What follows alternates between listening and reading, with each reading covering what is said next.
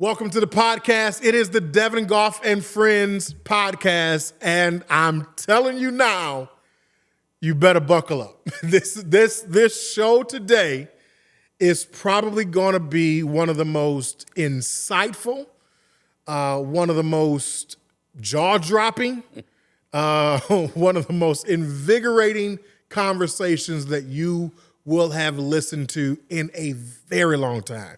Listen. Probably since Cat Williams and Shay Shay. I'm gonna just go ahead and say it right there. No, you're this not gonna one, do that. You're not gonna put this one is you're not gonna do this it. one is one for your books. I'm telling you, today Okay. is not like any day, because today I get the privilege and the honor of sitting down with multi-platinum producer, songwriter, engineer. I mean, he is the sonic designer of probably the soundtrack of most of your childhood, most of your mid and even adult life. He makes up one half of the award-winning producer group Pajam. Ladies and gentlemen, boys and girls, as I present to some and introduce to others, a man who really needs no introduction. Devin, can you come on here? Let's get going. Paul PDA Allen. PDA, Hitman. That's the word. That's the word. That's what we're going to put right there. That's the word. That's PDA Hitman. What is going on, man? Man, all the things you're doing No, and all the man. great things you're doing, man. But it's not about me right now. Congratulations on Thank everything. you. Thank you. Yeah. Thank you. Thank you. I was watching Instagram the other day, and I said, this guy is passing the mic back and forth with the legendary Marvin Winans. Like they go back like brothers. Like they go back like It feels that way. baby and pacifiers. I mean, they was the He would like to back think and that. forth, and I'm like, you just easily. I'm like a Then kid. a week before that, you was preaching at this church, and then over the holidays, I saw you with an orchestra and a tuxedo and Would you stop? I'm trying to conduct. 300 voice choir. I really. and a band and singers, and he was directing and leading the song at the same time. I'm really He trying turned to around, conduct. looked at the band one time, like they missed it. He looked at the orchestra like they missed the cue, and he kept singing in the midst of the line and the phrase and the score. He hit the choir like, y'all missed it. Catch up. Let's go. I'm trying to conduct an interview here. I'm just saying, man. And all I'm saying I have is lost control. You have not lost control. All I'm saying is, man, congratulations. Thank you. Yeah, Thank you you so are. much. You're a Thank you so super, much, man. Super powerhouse in this industry, man. You are just a great guy that, because of the mystique, you really do carry the producer mystique. Do I? You do. Okay. You do. I mean, the glasses. I'll take that. You're always it's just, together. Yeah, I mean. Thank you. you really do. You. Thank you, man. But today,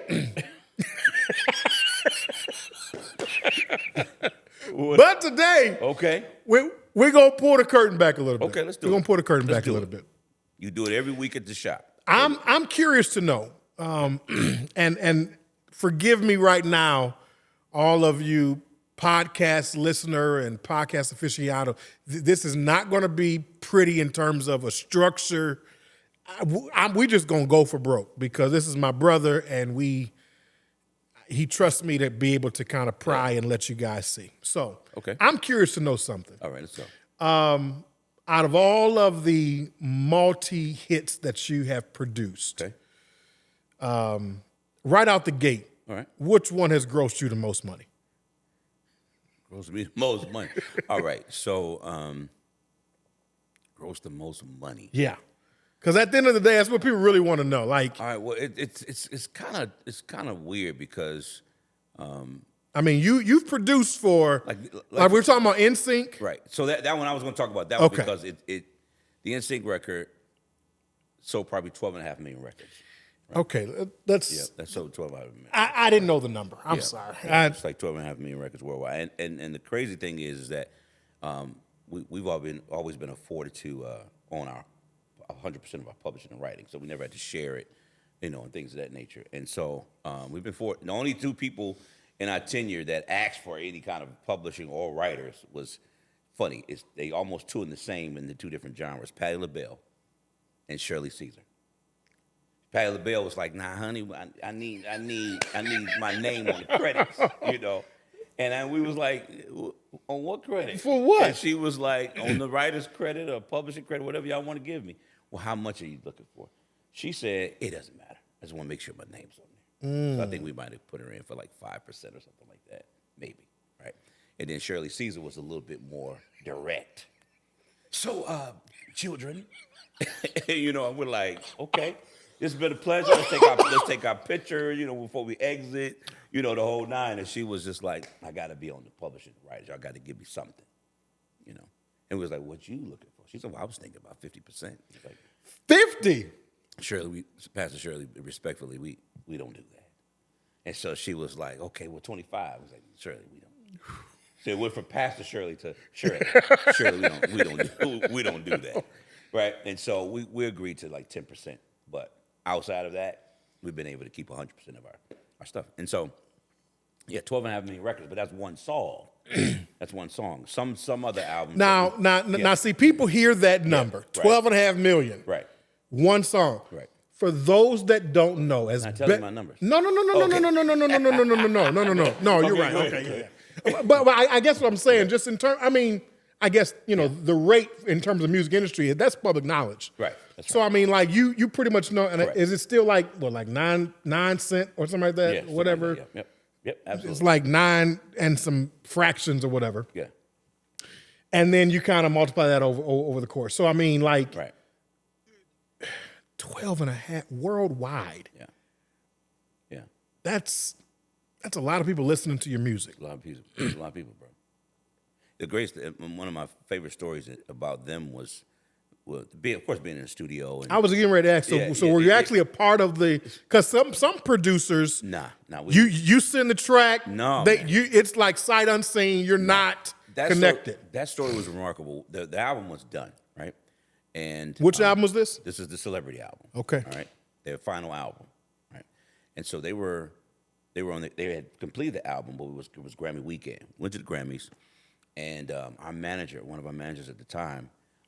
His name is Bright Ware, and he was like, we got to get on this NSYNC record, and I'm just like, bro, I think the record's done, blah, blah, blah, blah, blah, and he was like, I'm gonna get us on this record, so I'm just like, all right, well, if you can do it, let's do it, So we went to the Grammys, went to the Grammy after party, then there's a Grammy after party. Now I know there's a lot of speculations going on about these after parties. Well, let me just first start by saying I was privileged to go to a Grammy. Okay.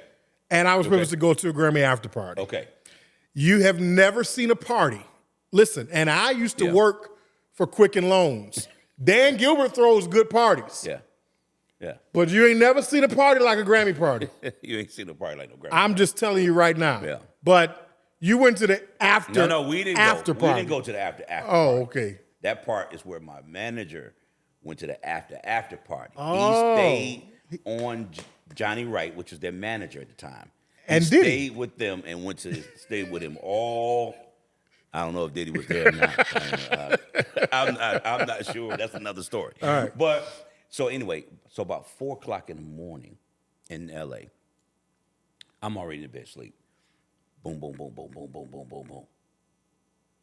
Boom, boom, boom, boom, boom, boom, boom. Why is somebody knocking on my hotel room door? Not the phone ringing like Get the out of front here. desk. Somebody boom, boom, boom, boom, boom, boom, boom. I go to the door, look through the peephole. It's Bright. On the door, I said, what's wrong with you, man? What's going on? I need you to make a CD right now. Yes, there were CDs back in the day. That's how we communicated the records and stuff. We were making CDs, so I had to make a CD. So he came. He said, I need you to make a CD right now. Johnny's getting ready. I'm gonna meet him at the airport. He's on his way back to Florida. I need you to make a CD right now. He's agreed to at least listen. To at least listen. I was like, right, I don't have any blank CDs. I'm asleep. he was looking to see if anybody was in there, make sure I was, and I was like, right. Stay focused. So Right here. right here. So I said, I need some blank CDs. I don't have any. So he went downstairs, came back up, and he talked somebody into giving him a blank CD. Came back up. He said, "Have you decided what you want to put on the CD?" I said, "Yeah, we'll put these 4 songs on the CD." It's kind of like we had just finished working on Backstreet Boys, and so we had some songs that we had presented to them, and that, things of that nature. So I was like, "Put it up, make the CD." He said, "Make it again." I said, "Well, make it again." He said, "Yeah, what's that weird song? That song that you always call a mistake." I'll be right back. Went back downstairs, came back with another blank CD, right? Made the CD with this 5th song called "Do Your Thing." What he mean by the mistake is one time I tried to pull the song up, and the track had a MIDI glitch, so all the instruments was played by a kick drum. Get out of here. Right, and so it was doom, doom, doom, doom, doom, doom, but all of the rhythm was all a kick drum sound. So the hi-hat, the snare, the percussion, all this was a kick sound. So I never actually fixed it. I didn't have time to fix it because he needed that CD. Took the CD to the airport. By the time he landed, he called Bright and said, "Hey, when can you guys record? Can you guys record like Tuesday or Wednesday? We're going to do it here in the compound in Florida." And was like, "Well, yeah, we can do it." Now, he hadn't talked to us. He's like, "Yeah, we can do it." He calls us and say, "Hey, you guys, guess what? I need you to get on the plane right now. Like, what's going on, Bright? Calm down. They agreed to do the song. They took off one of the songs they wrote. No way. To add "Do Your Thing" on their record. And so they always invited us when they was on tour out to the tour, come out to the tour or whatever. So this particular one time they were like, "Come to the tour, make sure you're on time, don't be late." I'm like, yeah, okay, cool. It's all good. No, don't be late. Come to the tour. We get there, Jay and I, we always fussing at each other who's gonna be late the most and all this kind of stuff, right? But we both get there, we bring our people, and as soon as the lights went off, we heard No way. Them jokers opened the tour with our song. Ah! We went crazy. We went nuts. It was utterly unbelievable. Because That's now insane. it relives the whole moment of the Grammys, the hustle, my guy that was like staying on the guy to get the CD. The to fly 4 back. o'clock in the 4 morning, o'clock in the banging on your morning. hotel The dude door. he went to the airport. So the guy didn't sleep. He went from the after party. I'm gonna go to my hotel, get my stuff, and I'm going to the airport. I got to get out of here. And Bright comes gets the CD, and then the record goes. And the rest is history. The rest is history, bro. It was unbelievable, utterly unbelievable. Now in the studio, yes, we was in the studio with them. They didn't record. Like Backstreet Boys are more camaraderie type of group. Okay. They were all there together, egging each other on and so forth and so on. No, the NSYNC was more structured. They were like, okay, Lance is going to be there at 2. So, this one's going to be there at 4. The other one's going to be there at 6, and the other one's going to be there. Actually, can we move the other 2 to tomorrow? And then we'll do one at 1, and we'll do one at 3. Wow. And at that time, Britney Spears was dating Justin Timberlake. They pull up on the motorcycle Together. And so we're Justin's in the booth. Britney Spears with her huge tail was sitting on the couch. And I don't mean weight wise. I'm talking about weight wise, right? In terms of stardom. Yeah. And so one of my manager guys was just sitting next to her on the couch, and he just kept going. He just kept looking at her and smiling to the point where I rolled the seat back to the console like, Get your tail back and calm down, But, that's the way it was. But all of that was cool, man. But that opening of the show, I don't know why that blew us away the most. 10 million records is, that's what it was at one point for a minute, and then we got a notification last year it was up to 12.5. But, bro, now I want to update the plaque too. I know that's right for sure, man. So yeah. I'm mortified because you talk about the story, and in that moment at the arena, you hear it. Yeah. I mean, even at that level, like seeing it at that level, putting songs out now, releasing records, producing. Do you still get that excitement? I mean, you get it in a different way, right? Because then you had, I think the Palace was like 18,000 people. Mm-hmm. So you had it wasn't them singing it; it was the people singing it. They know them word for word, and we're in the midst of the people because, they give us, you get good seats, right? So but you're still engulfed around people around you, and just to hear these people singing the song louder than them, I was just like, oh my God, because to make a record, they like it. Yeah. You know what I'm saying? To make a record, that label like it. Yeah. But when you are in the midst of it But and when the the people people- like it, it's a My whole God. nother thing. So we started at 12.5 million. Yes. Let's go all the way back. Okay, let's go all the way back. You started for, all intents and purposes, you were a sound engineer, recording engineer at one of our local studios, one of the historic studios here in Detroit. Is that right? I was, but I wasn't. So when I came up, I came up in church playing and stuff like that. And then when I was about 14, 15, met this guy named David Robinson who had this home studio called AVD Studios. And he taught me all this different things like how to produce a song, how to structure a song, how to, songwriting structure. He taught me, he was building a studio at the time, so I helped him. Pause. Go ahead. So like when you talk about, because most people don't really understand that. Yeah. Quick 30 seconds. Okay. Songwriter or songwriting structure, formula of writing a song. What is it? Well, it's like breaking it down. It's like, you need an intro, you need a verse, you need a pre-bridge or B section, right? And you need a hook. And then you also need a bridge or sometimes a rap section. Because they've gotten rid of bridges nowadays. But Right. they're coming back. They're coming back. Bring the bridges back. Bring the bridges back. Yeah, go ahead. Yeah. And so, it's that structure, because you might have a melody and you just play the same chord progressions over and over and over. But in a song, there are highs and lows and heights and build-ups and things of that nature. So structure, Got it. From that perspective.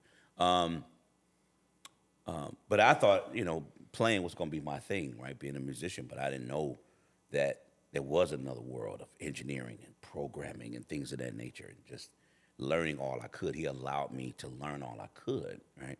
And the next thing I know, I was doing demos for like Marvin Winans and Fred Hammond and all these different people in the basement. So before they would go to album mode, I was in the basement. They were in the basement with me, so to speak, because I was the only guy there. Dave would come and go and make sure I got it, and then he would go or whatever, for whatever, for whatever the reason. But that's how it got started. Then by the time I was 18, I got an internship at this studio you're talking about. It's called Vanguard Studios. Yeah. Michael J. Powell, Anita Baker's producer. The Michael J. Yeah, Powell. the Michael J. Powell. Vanguard studio Yeah, where, yeah. so many hits out of Detroit came out of that space. Absolutely.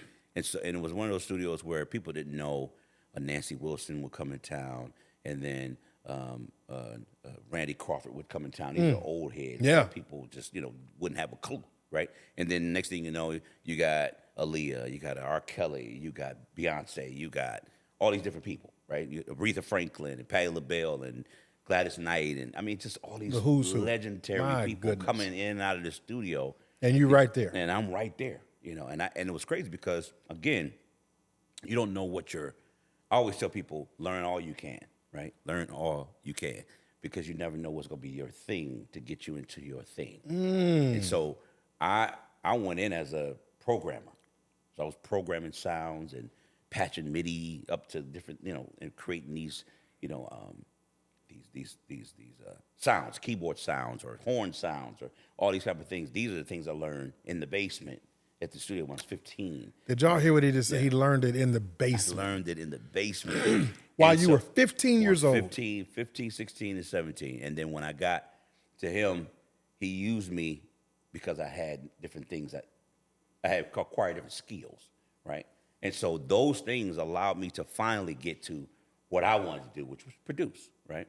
So that was a journey, but for the first 6 months, when I got to the studio, they would tell me, "Hey, how you doing? Good. All right, Mike wants you to clean the parking lot." And so I would clean the parking lot. I would pick up all the debris. The next day, I want you to clean the parking lot, clean the foyer. The next week, clean the parking lot, and then vacuum the hallway. And then you can leave. Now, each time, it wasn't stay. It was after you finish, leave, right? And every week that went by, they gave me a little bit more responsibility, but it was all about cleaning up and taking care of the property. Okay. So Yeah. the lesson in that. Oh, the lesson is The amazing. lesson in that. The lesson is amazing. It was 2 hallways. There was the front hallway that had the offices, the bathroom, separated by the second hallway, separated by the kitchen to the second hallway. Second hallway was the studios. It was A, B, and C. Whenever that door swung open, you would hear music. You would hear music. You hear people singing. You hear musicians. You hear people going in and out, so forth. But each week, I got a little further down that first hallway, which means every time that door opened, I could hear the music a little louder. So my zest and my zeal and my push and my drive heightened because I felt like every week I was getting closer to the second hallway where the music was. But the guy was judging me. Never met Mike at this point. Never met him. He was always in the studio. But the guy that got me the internship was like, yeah, man, all right. He told me to check the bathrooms and then you can go. He told me to check the offices and then you can go. So I'm sweeping, I'm mopping, I'm vacuuming, cleaning the parking lot. Each week, the same dudes I had last week, it's all a part of it. It seems like a step back from the basement. It seems like a huge step back from the basement because I'm like young and I'm like, yo, I'm ready to do this. You done learned some things. I learned some things. You done gained some skills. Test it. Let me test it. But when you get over to Vanguard, it's broom and mop in your hand. Broom, mop, clean the glass, clean the mirrors, clean the offices, dust, all these things. What he was watching was how careful and how particular would I be over something like that before I put you back here in the back in this $3 million studio. Good night. With all this equipment. The console was $500,000 in one room. Console, the other room was $300,000. So just in the building, the 3 consoles was $1 million worth of consoles. All these equipment, all these different high-level producers and writers and musicians and singers. How can I trust you in that setting if I can't trust you to handle this? So one day I was in the kitchen, cleaning the kitchen. I finally got to the kitchen. They added the kitchen. They put you in the kitchen. And Aretha Franklin came Lord from the have other mercy. doggone hallway. The she queen. walked in. She said, "Oh, hey, baby." Not baby. I was like, you know, I was like. What do you say at that moment? Miss Franklin. Yes. My mama taught me well. That's My daddy right. taught me well. Come on, talk about it. The first thing I said was Miss Franklin. I didn't say Aretha. You know, my daughter, she's 8, bless her heart. And she, I had a problem with her at her school because the teachers were like, we're on a first name basis. And I was like, no, she's got to call you Miss Janine. She's got to call you Miss Sarah, you know, Mr. this. And it was like, that's not the culture, you know, here. The culture here is, you know, that. And they explained it. And I eventually got out of it. But the way I was brought up, as soon as I saw her, I swallowed, paused, said, Miss Franklin. She just asked me, was the ribs here yet? That's all. She said, did the ribs make it here yet? She, you know, anytime she was in the studio, she always ordered 2 slabs of Young's Barbecue. It's a barbecue place that was a family-owned. You probably know Young's. I know listen. You probably know the family. I know the family. I know you do. I know you do. Mama Young just turned 90. Oh, wow. And I saw her over at the church, and I gave her a birthday gift. Yeah. $100 because she fed our family. Wow. Her and Deacon Young. I mean, her and my parents were. I mean, Jerry and all the people. Come on, Cindy. Come on. I know the family. Yeah. Man, and so she's like, you know, she will order 2 slabs of ribs, one for her and one for everybody else that was in the studio, right? And so she was like, are the ribs here yet? And I said, no, Miss Frank, I can check for you. So I went to go check, but by the time I came back, she had left back out, right? But that just sparked me even more. My God. The dishes got cleaner. The floors got even cleaner. You know, I was just sparkling everything. I almost got down on my, you know, because I'm just like, there's something to this because now I'm getting trusted more. And here's the thing that I want to make sure that gets over to our audience too. Yeah.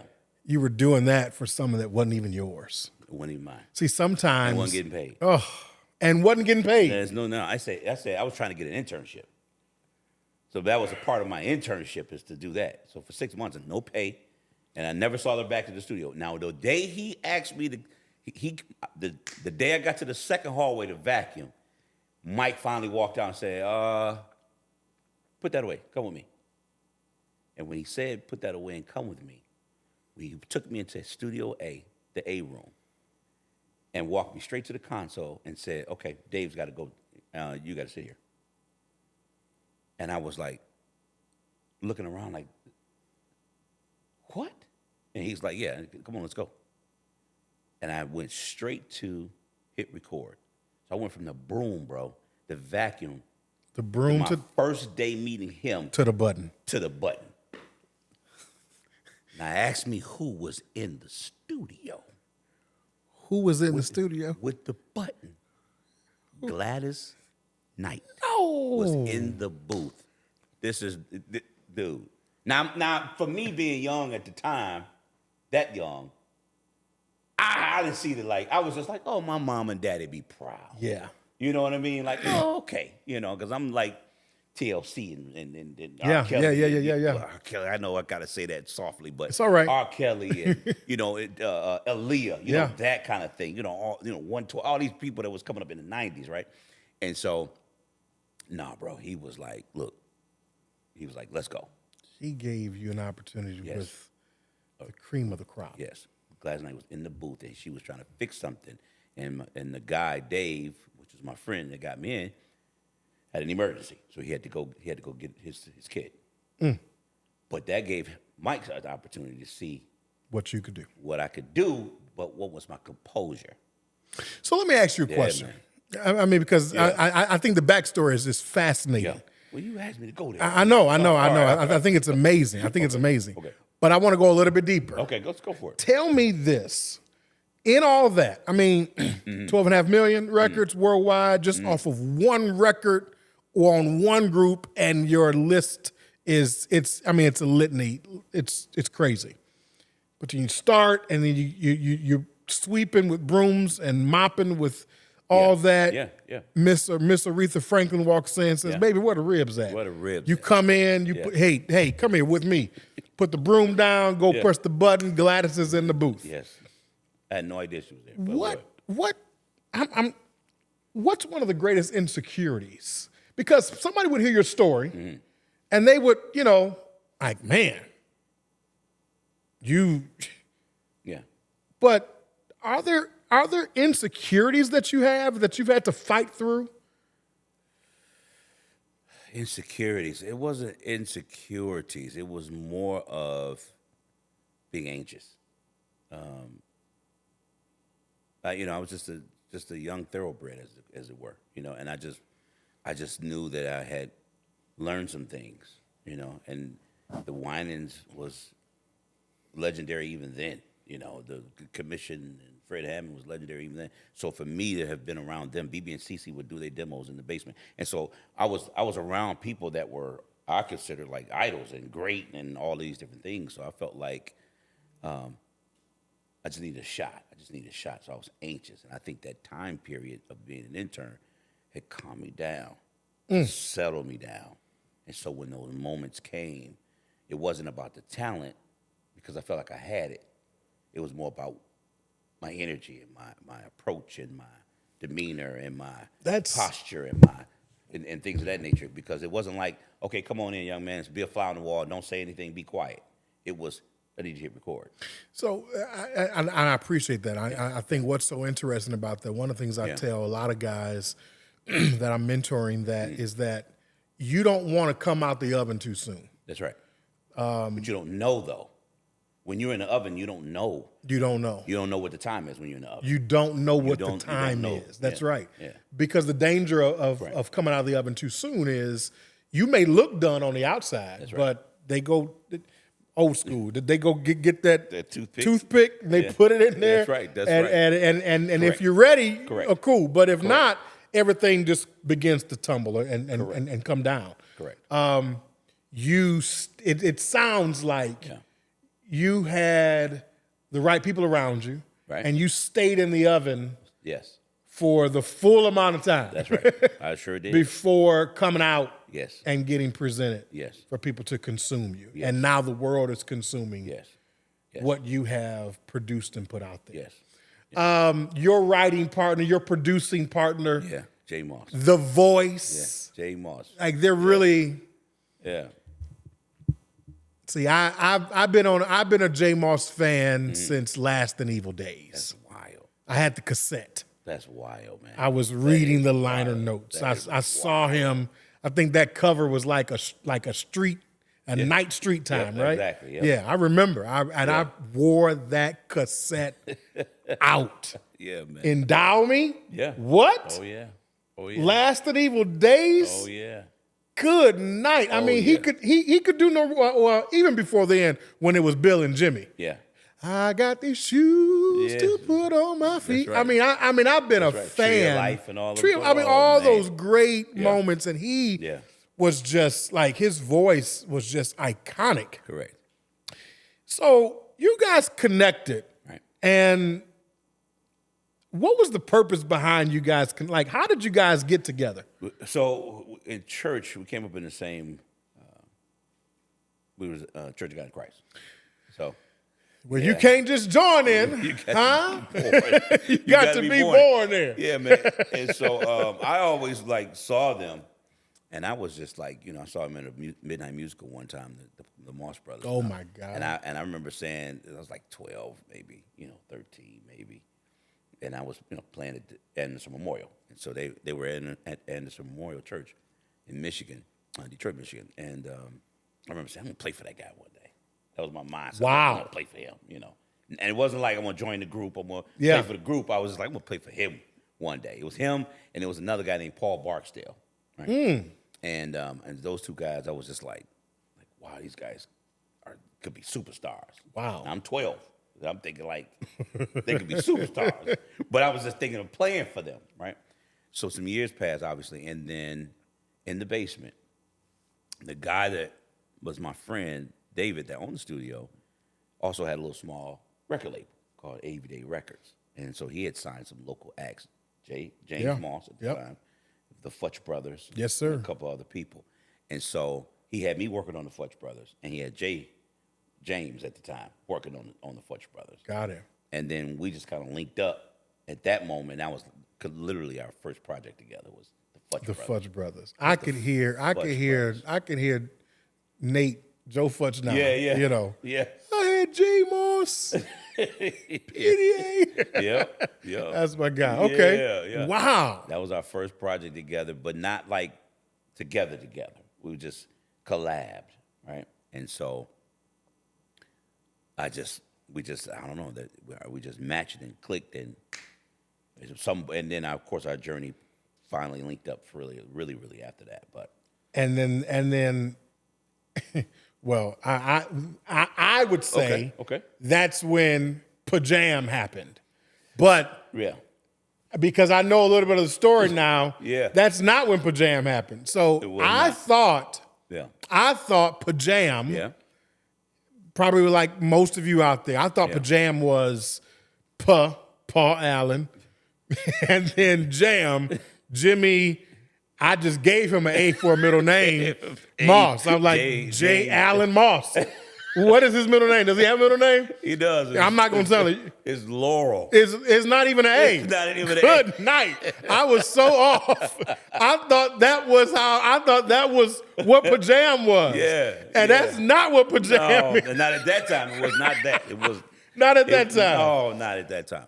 So how did Pajam start? So with Michael Tell Powell, the story. With Michael Powell, I did a lot of stuff with him.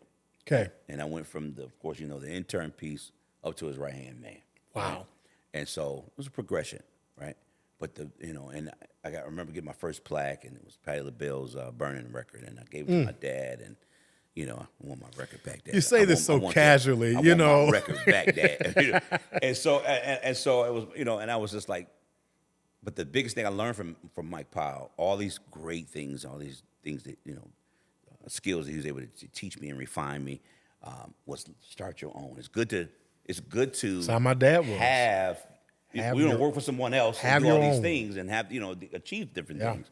But it's a different story when you have your own. You have your right? own. And so I was like, that was the biggest thing I learned. And so he allowed me to start using myself as a name. So, Paul Allen as or Paul Allen for, kind of thing with his projects. And I had to come up with a name, and I was at home, and I was just like, man, what?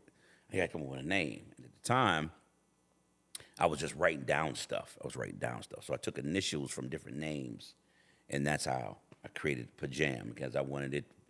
I had an idea of Pajam having the same impact as the old Batman and Robin TV show, when you would see them when they would fight, and you would see these words pop up, pow, wham, Bam. bam, Yeah. that kind of thing. So I wanted to be where the sound hits you. So you and wanted Pajam automatically to know be it. an onomatopoeia. There you go, an onomatopoeia.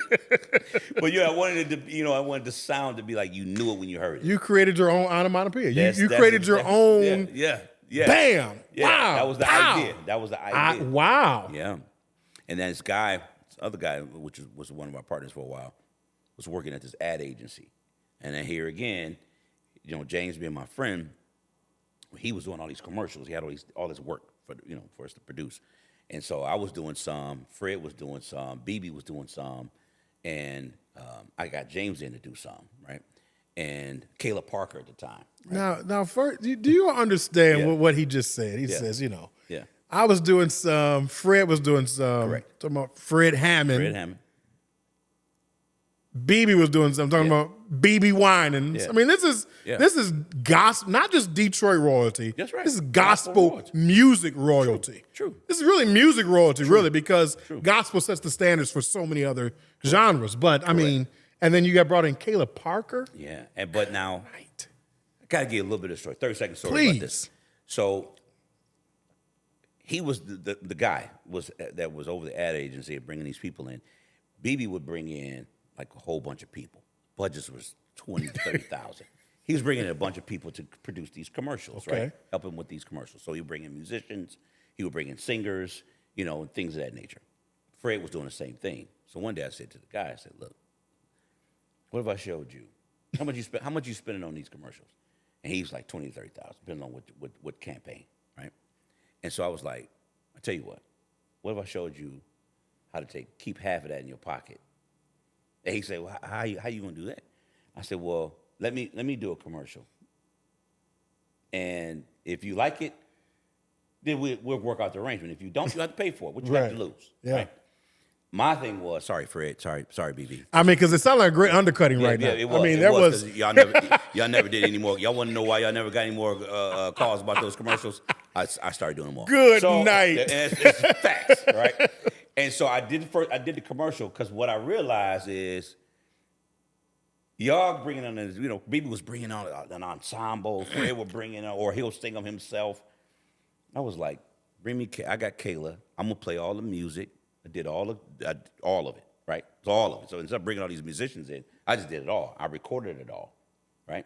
Brought Kayla in to sing all the vocals, and I'm stacking. And one person, I'm stacking and getting the same. And then because she was young and creative and crazy, the sound was different. So automatically, when you heard it, it was different. Fresh. So when you hear a Kmart commercial or CVS commercial, things of that nature, it's different. It has a little hook to it that's different from what they were doing. Yeah. Not that they weren't doing a great job, because they are PB and they are Fred and, all that, I mean, and other people, but that was the last time they called.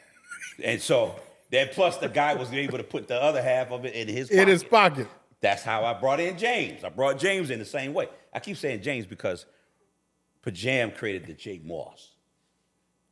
All right? So they wasn't J Moss yet. It was still James. It was just James. It was just James. Just baby. James. Yeah. And that's how we linked some more. But at this moment, it was the components coming together. Okay, Jay, you need to be our first artist. This other guy, I need you to be a part of my management team. And then I started constructing it as a unit. All right. And so I had my manager guy, I'm the producer guy, he's the artist guy. Let's shop this guy a deal. So you essentially have your triangle offense. I have my triangle offense. And at that moment, Pajam's mission was to Get James a deal. Absolutely. How long did it take to get James a deal? 9 years. Huh? 9 years. We're talking about J Moss, 9 guys. years. I don't understand. 9 years. Who passed on him? Call him out. I don't know. Well, I can call him out. Diddy. Diddy called 3 times. I was in the 90s. I worked for Bad Boy for 2 years, and so I remember leaving New York one time. Diddy was going to do gospel? No. He wanted him to do. Diddy called and was like, "Hey, I need that guy," and I was like, "You talking about James?" He's like, "Yeah, he's not gonna do R&B." Well, bless God. He's not gonna do R&B. He said, "Man, I told him I'll make him rich in 2 years. Tell him in 2 years he'd be rich. I'm telling you, he can't pass this up." And I was like, he was like, "Come back to the studio. Just turn around, come back." And I was like, "I'm going home." Wow. You're not gonna change my mind because I can't change his mind. He said that's not his thing, And so he said no. So a litany of like Convictions. He was just like, no. And when I called Jay about it, it was maybe a couple weeks later. I said, "Jay, Diddy asked again, man, and he was like, he'll give you $1 million up front." And he was just like, "I'm glad you didn't call me that day, P, because I might have faltered." But I mean, people were asking him to do other stuff, right? And so like L.A. Reid was another one that wanted Jay, but he wanted to sign Jay as an R&B artist, right? And so we had a lot of calls like that. So I won't say that everything was no. Everything was no about him being a gospel artist. I think what's very interesting about that, though, is, which I think is another great leadership lesson, is how important clarity of your personal mandate is. True. Like you have to know what it is that you have been called to do. You must know what it is that you are assigned to do. Correct. Because and like my mind always goes to principles found in God's word. Yeah. It talks about how important it is to write the vision and make it plain. Right. I think that's the importance of having a clear vision about where you're going and what it is. Because otherwise, like if you're not clear about it, right, you won't know when a distraction shows up looking like an opportunity. Absolutely. And I mean, those were clearly clear distractions. Clear distractions, but and to add to that, it's important who's around you. You know what I'm saying? Because you got to have people that understand what your purpose is and what your vision is for yourself, and understand it. That it's more than you're my brother, my sister, my cousin, my girl, my friend, and for 30 years, it's more than that, because they're gonna go with the wind blows. Most of them do, right? But to have people on your team that tells you the truth, be honest with you, be open with you, right? Have your back, uphold what your standards are. Those things are important. Those get swept up under this rug so often, and people end up making a bunch of mistakes because they end up listening to other people. What's taking you so long to put your music out? What's no, don't nobody. Maybe you need to get a job. Maybe this is not for you. Because doubt set in their minds, it will start coming out of their mouth. So they go from the mind to the mouth and then into your ears, and then you start rethinking what you're doing and all that. And so many people often make those mistakes, right? And so it's important that your team around you is solid. Some people might not be the people you expect it to be, because most often, family and friends are the first ones that betray you. So it took you 9 years to shop J Moss and get him a job. Or get him a deal. And 9 years. But again, going back to the people around you and understanding the vision and your purpose and your understanding, I noticed within the first year that there's a reason why these people are saying no. Why? It wasn't time yet. He was still in the oven. He was still in the oven. he was still in the oven. And so, but what needed to take place was the organic building of his story. But while that became a side thing, the people they said no to him as an artist, but they were saying yes to the music. And so that afforded us to do 9 songs on Minor Standard, 7 songs on Karen Clark Sheard, and so forth. Next thing we know, we own every major gospel record. Everyone. I mean, at one point in time, record. It was unbelievable. At one point in time, you could not listen to gospel radio yes. in an hour. That's right. you in an hour, let's say they're going to play. That's right. I don't know, 46 minutes of music. That's right. In an hour. That's right. That's roughly what, 10 songs? 8 to 10 songs. 8 to 10 songs. I would say 6 out of the 10. I'm probably shorting you one or two. It's got to be about 6 out of 10. But 6 out of the 10 was going to be a Pajam influenced or Pajam produced record. What a blessing, bro. What a time to be alive. What a blessing. It was a blessing. I mean, I'm talking about everybody. And, I mean, it's some people that really kind of blew my mind. Like when you guys did the project for Byron Cage. Yeah, that record turned out to be like, people didn't see that coming. I did not. People didn't see that coming. How did that come about? Well, it was just he was coming out. Presence of the Lord is here, and the label wanted to do something different, and I was suspicious about it. So I was like, Vicky Mack over at Gospel Centric, she housed Kirk Franklin, 25/7, and all these people, and of course Byron Cage and Kirk Carr. And so she was like, I want you to do this record. And I was like, okay, what's the record? She was like, Byron Cage. I was saying, Vicky, looking at my phone like, what? He wants to do what? He come out President of the Lord. We could get in the lab and probably come up with some stuff, but you sure? What's going on with Kirk Carr? Why wouldn't he do the follow-up? Because he did. She said that's a story in itself. We'll talk about it later. We'll talk about that later. But the record is slated to be done in 3 weeks. I said, Vicky, what you calling me for now? Well, because it just happened. They blew up and it just happened. So I thought, what could I do to put a spin on Byron because it's 3 weeks out? I said, now how much of the record you want us to do? She said, the entire record. Wait. So you had 3 weeks. You had 3 weeks. 3 weeks. To pull together if I remember correctly, that was a live recording. It was a live recording. 3 weeks to pull together this live recording. 3 weeks, bro. And not even in our own vicinity. We was in Atlanta. At New Birth. Bishop Eddie Long, which was our guy at the time. He's passed away now, but rest in peace. But he was our guy. So it was like, okay, I guess we can make it work in terms of certain stuff. But I was just like, 3 weeks, let me call you back. She said, no, I need an answer right now. I said, Vicky, let me call you back. She said, I need an answer right now. I said, you got somebody else you going to call? If you won't do it, I got to call somebody. I said, okay, I'll figure it out. She said, awesome. Wow. Send me the songs. She sent me these demos of these songs.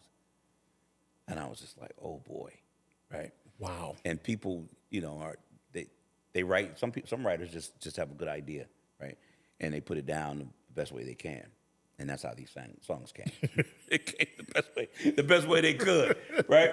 And so that's the equivalent to someone at a church musical saying, and such is going to come, and they're going to come in their own way. They're going to come in their own way. Yeah. And so immediately I called my guy. I was like, hey, man, call these people.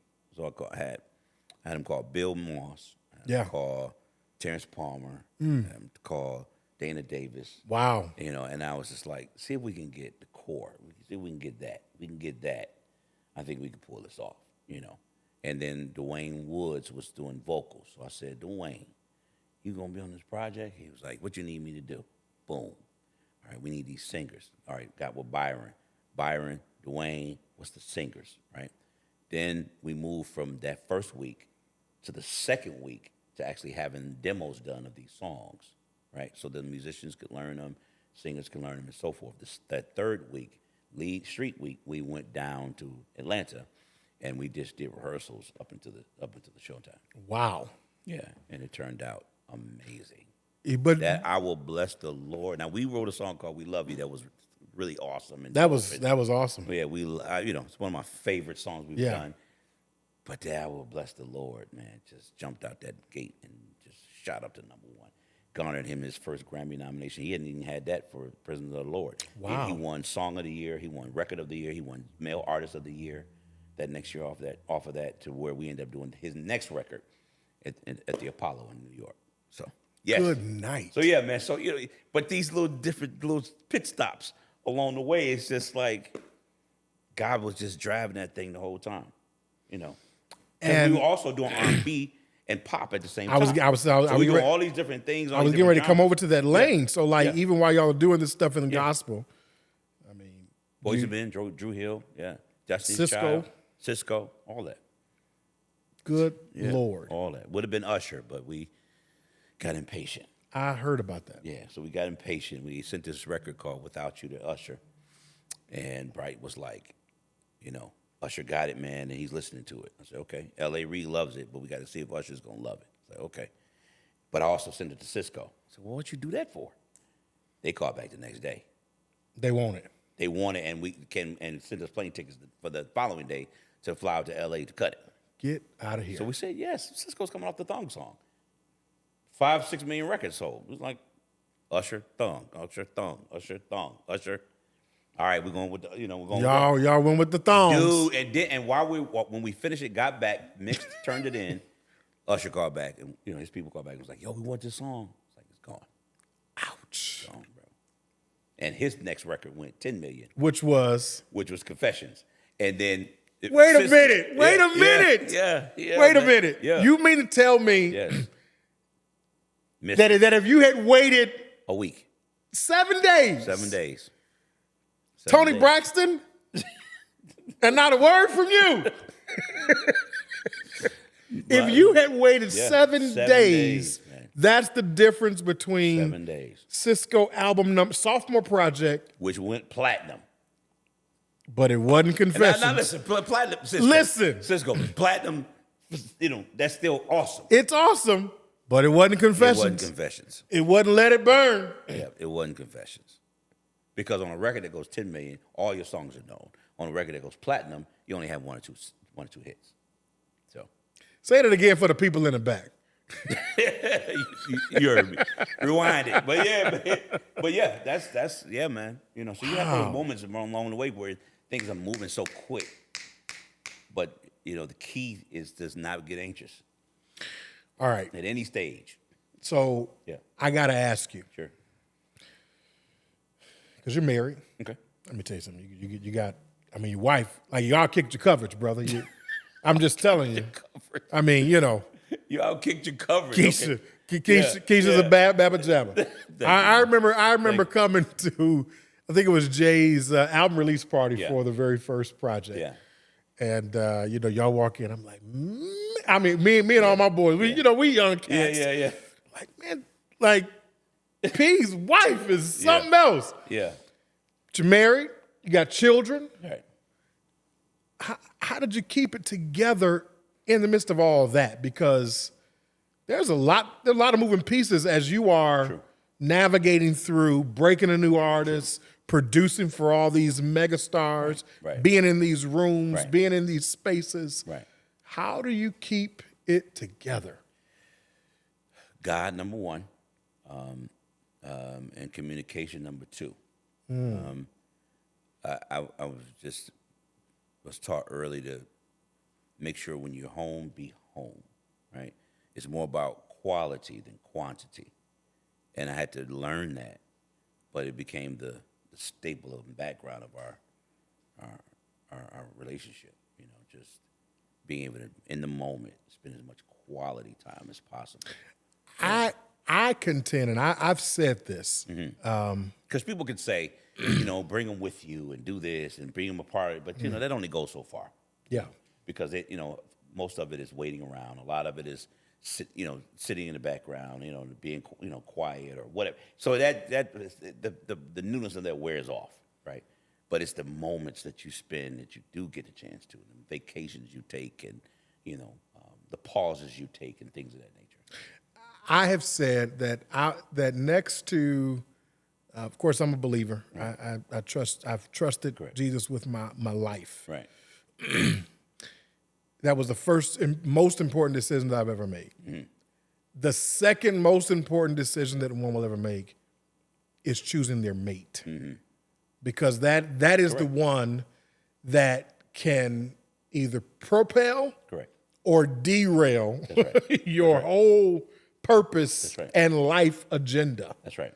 And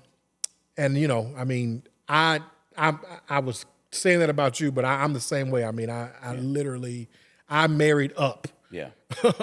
So, we making sure that mate selection was key and important for so many areas of life that you probably didn't even anticipate coming upon. True. And she's been right there holding you down. Absolutely. And now, Absolutely. with children and you got your little superstar coming up on the horizon. Absolutely. Little Kendall. So that is amazing. I want to make a left turn Let's go. because you have alluded to this person. Okay. And you've kind of said this other guy. Yeah. But for when Pajam first hit, when all of the hype and the hoopla, I mean, when there was the rise of Ramaya and Jay Moss had already come out, established. Right. Then you guys started coming out with these other things, Ramaya, 2103, all these, and I mean, just hitting. And it wasn't just you and Jay. Correct. There was a third person. That's right. That was part of the Godhead. No, I'm just kidding. That's right. The trilogy, if you will. That's right. Walter Kearney. That's right. All of a sudden, I didn't see Walt anymore. There was no more Walter Kearney. Yeah, man. Just flat out, man. You see these shows, documentaries, and you go, man, I don't want that to be us. Man, that's crazy. Or, oh, wow, that's You mean wild. like the uncuts or and, things like that. The TLC story that came out, the New Edition story that came out, the Straight Outta Compton, the NWA stories, all these, you hear about it, man. There's so many of them.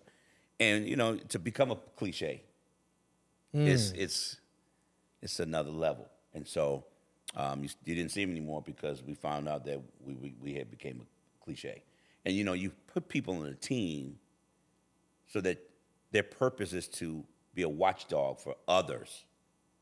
And then they become that. You like the Ray story, the Ray Charles story. Yeah. And it was a powerful scene. What a movie. When he walked into the office and the new guy was like, yeah, Ray wants to see you. And he's like, yo, man, I skimmed a little bit, but that was just for this and this. And then Ray reached in the drawer and pulled out this file and dropped it on the desk. That was literally me. Literally me.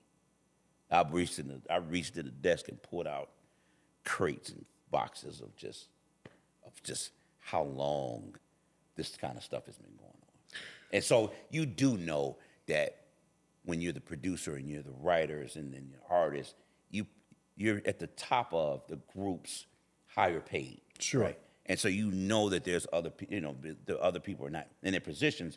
They don't pay as much. They don't get paid as much. So you understand that. So in a bird's eye view, when people are probably skimming off the top and things of that nature. But when it starts undercutting and undercutting and undercutting and undercutting, and it's been going on for so long, you go, have you ever really been right? Have you always been a con man? Wow. Have you always been a fraud? Wow. And when you go back so many years and find out, wow, this is who you are. This is who you are from the jump. And then Jay would always comically say, well, you taught it to him when you. I was getting ready to say, Jay. The thought came right to my mind. When you undercut, when you taught him. You undercut Fred. You undercut BB. You taught him how to put money back into his pocket. Yep, I did. And now here it is. That's exactly what he said. Wow. And I was like, nah, I'm not taking that. I'm not taking that. Because, we're talking about superstars that are making money already, and this was a side gig for them. This is our main bread and butter. This was it. Yeah, man. And wow. And then when you're as close as it appeared to be. Oh, yeah. When we're naming each other's kids and godfathers and stuff of each other's kids. Oh, man. We know that we're uncles of each other's kids and things of that nature.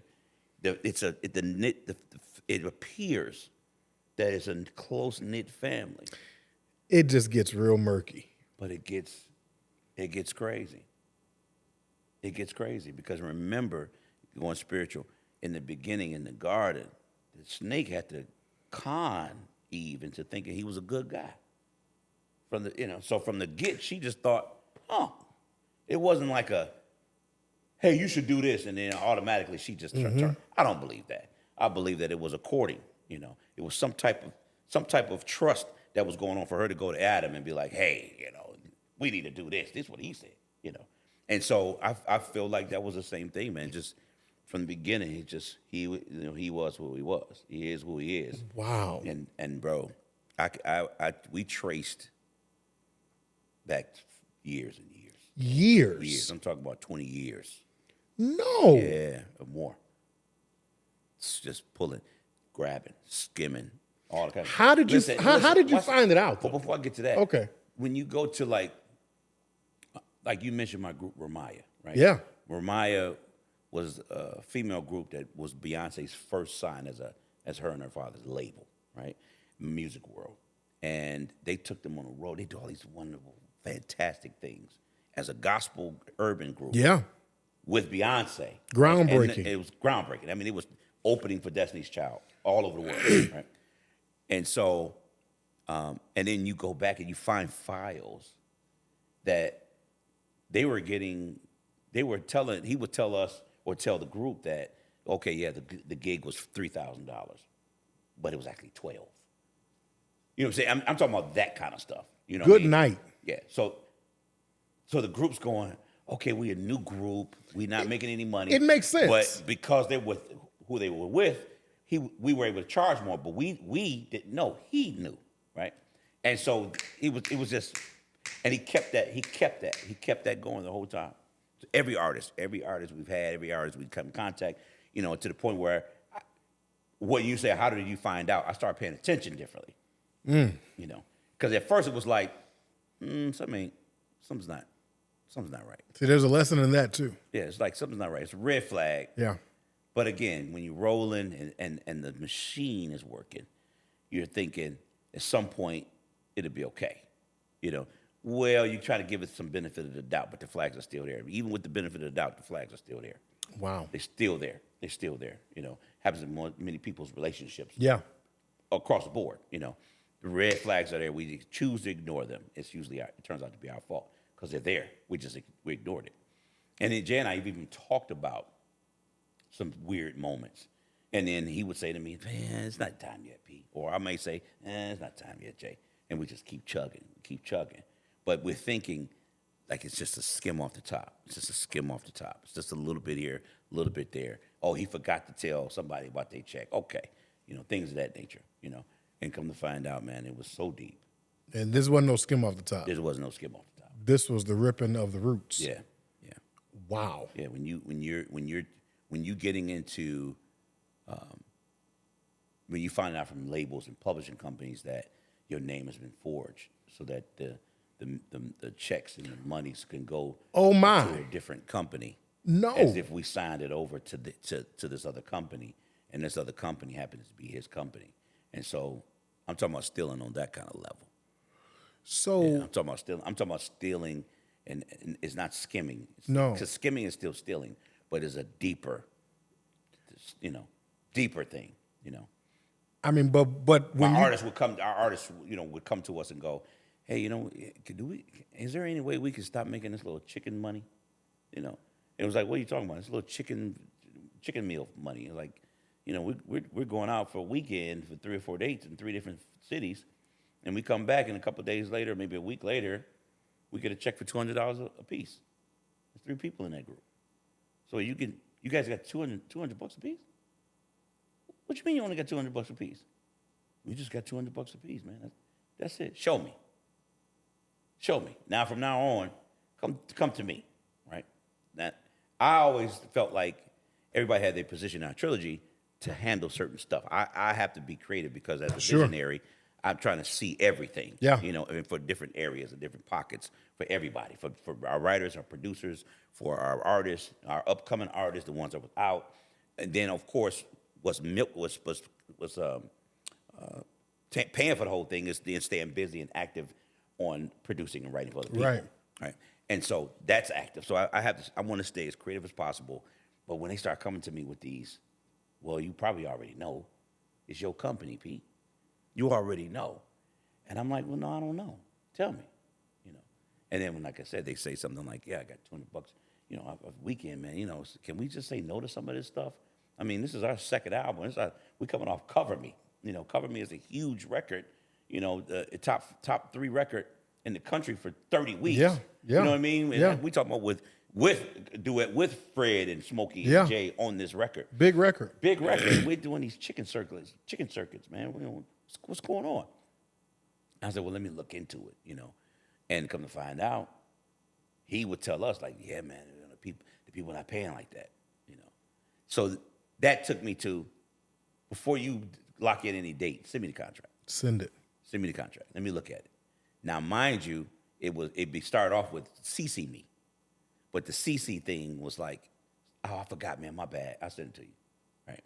So it would be a copy of whatever it was supposed to be, but it wasn't because it was a copy. It wasn't like let me forward you the actual thread, right? And so it's a lot of things you learn along the way. So a lot of it is our fault as well, because we trust. We look the other way. We allow the skimming, the red flags and things of that nature. You can't do it. No matter who you are, how close you might seem, or it appears, you cannot do it. And so that sparked looking into other things and more things and more things. And then, at some point it was like, our Sony royalty checks have been, let me call Sony. And when I called Sony, that was the tip of the iceberg. I called Sony. And it was like, yeah, like 4 years ago. 4 years ago? What? 4 years ago, yeah, you changed, let me send it to you. And it sent me the paperwork, of the fraudulent signatures and all this stuff. Oh man. And bro, we talking about money. We talking about money.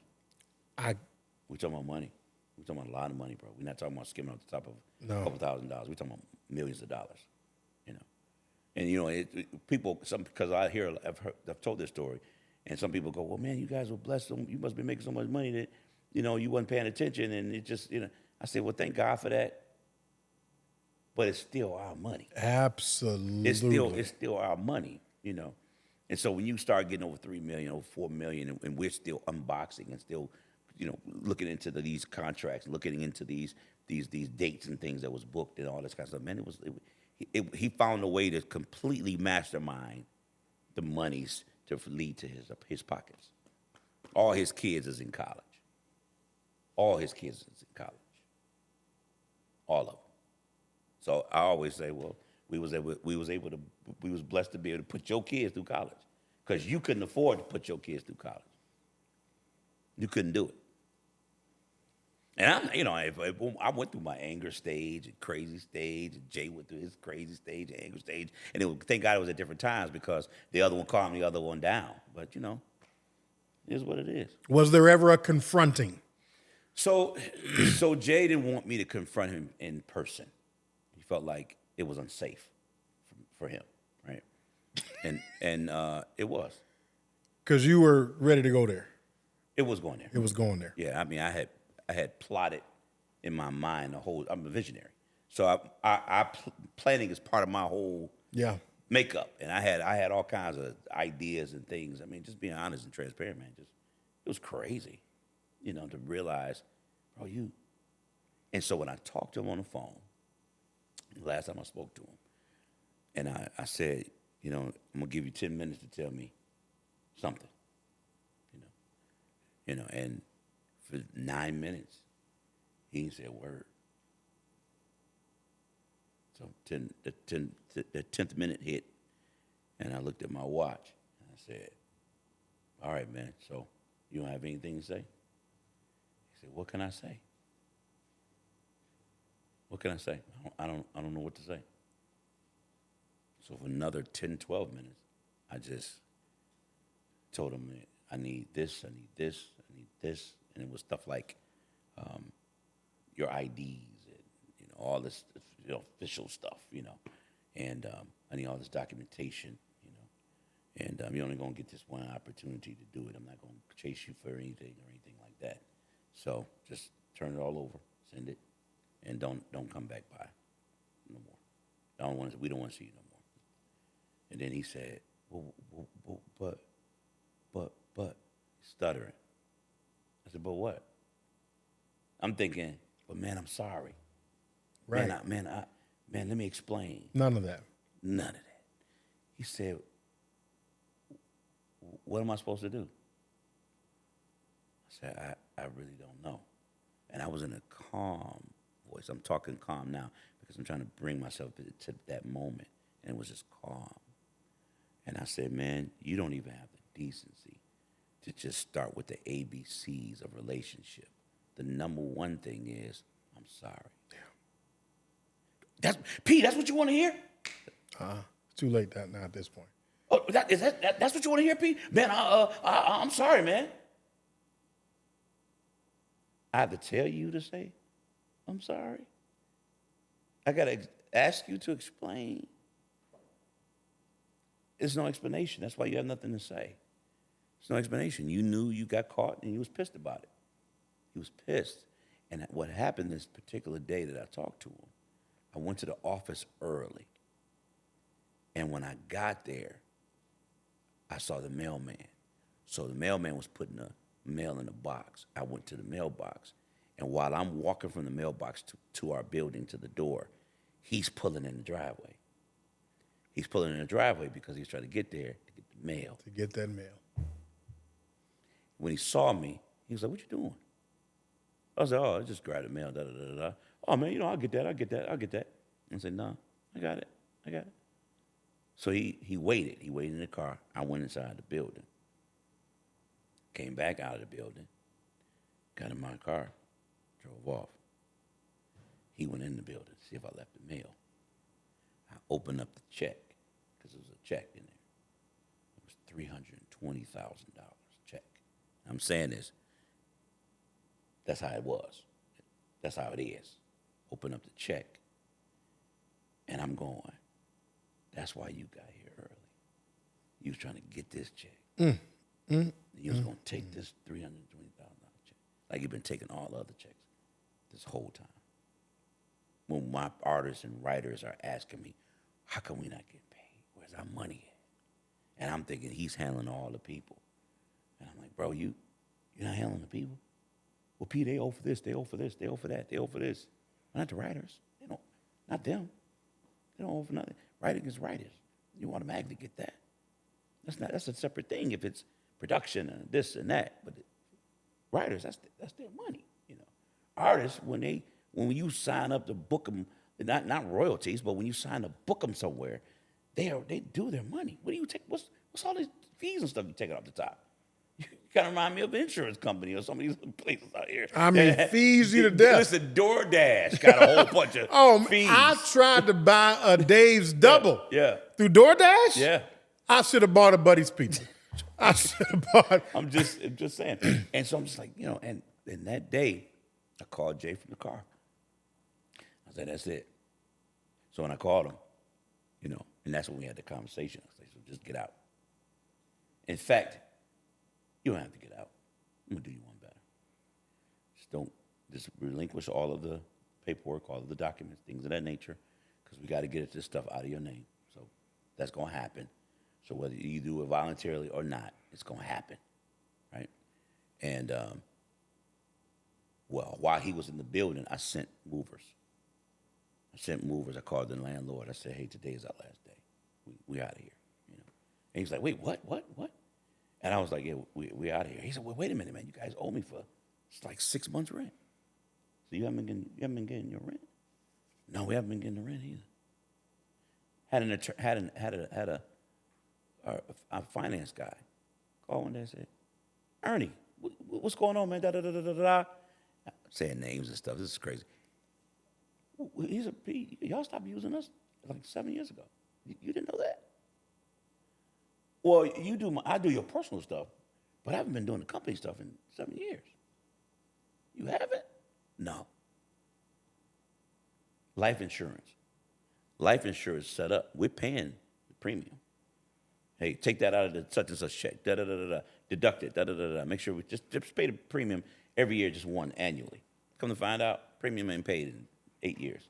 Good night. All that money was gone. So where the money going that we paying you from it. Where's the cheese at? Where's all this money? Where's all this money? Bonus. Man, I'm Man and P, man. You know, I don't know what I'm gonna do for Christmas, man, blah, blah, blah, blah. Bonus checks. Hey, man, take this. Me and Jay gonna give you this, da, da, da, da, da, da. Take that, and been taking the other money. So you had the money, but you was playing a role. You had to play the role. You had to be this, snake. You had to become this thing. Wow. Yeah, man. So I don't know if this is where you want to go, man, but it's a dark, there's darkness to this industry, man, and that, a lot of people are talking now about exposing people and all this kind of stuff. This interview is not about exposing him. This interview is hopefully to help somebody realize that you have to pay attention. You got to pay attention and stay on top of your own business. You have to stay on top of it, but you have to make sure that you know what you know. That's just, in what we knew is there were red flags. And don't ignore those red flags.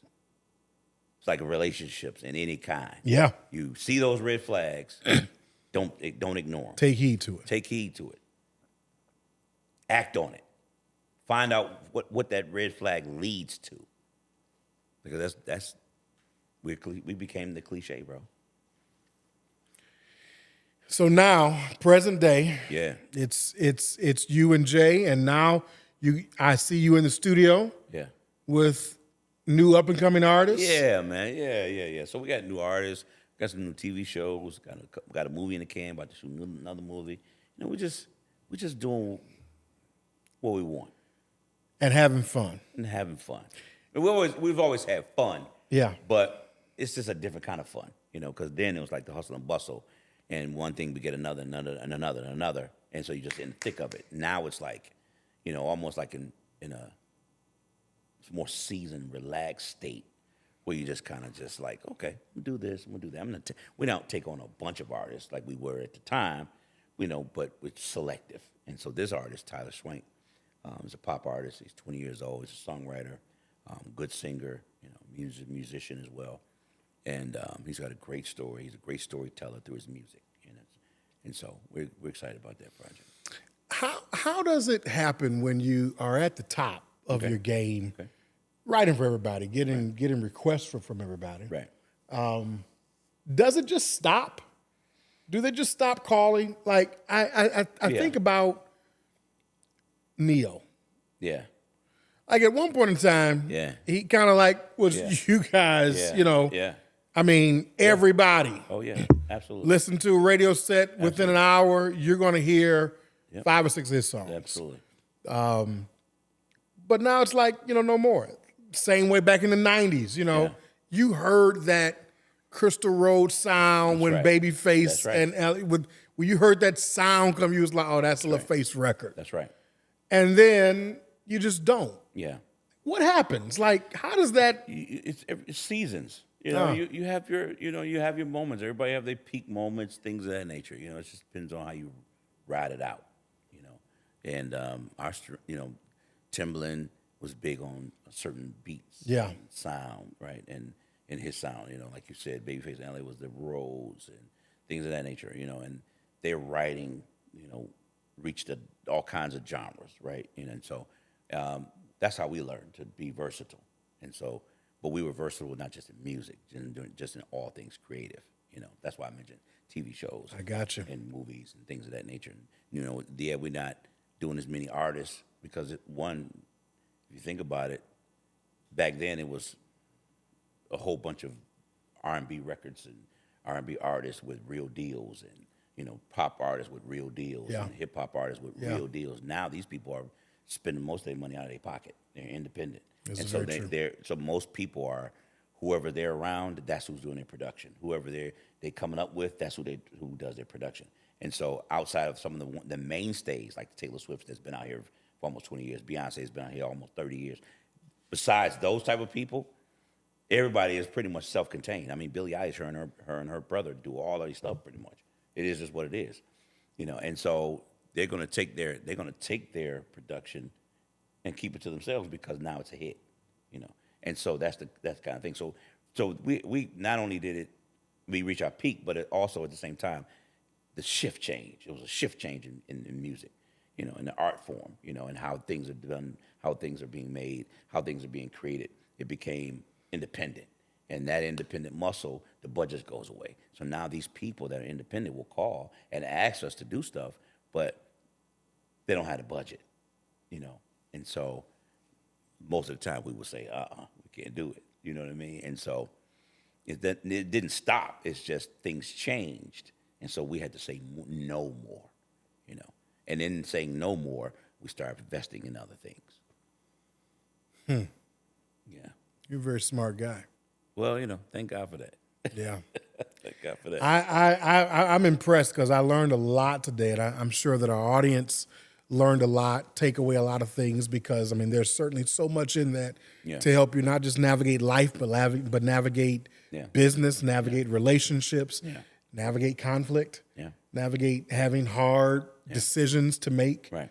And all of it is important to help you not just thrive, but in some cases not be stuck or to get unstuck. Yeah. And that's very, very, very key. So I appreciate you for coming by, sharing, man. for pouring your heart out, for being so incredibly transparent. And I think this is going to be a conversation that people are going to be talking about. Good. Thank you, P. Absolutely. I appreciate you, man. Man. Yes, sir. Well, thank you so much. This has been another episode with Devin Gough and Friends, where we help you through our conversations navigate life. It's been great. See you next week.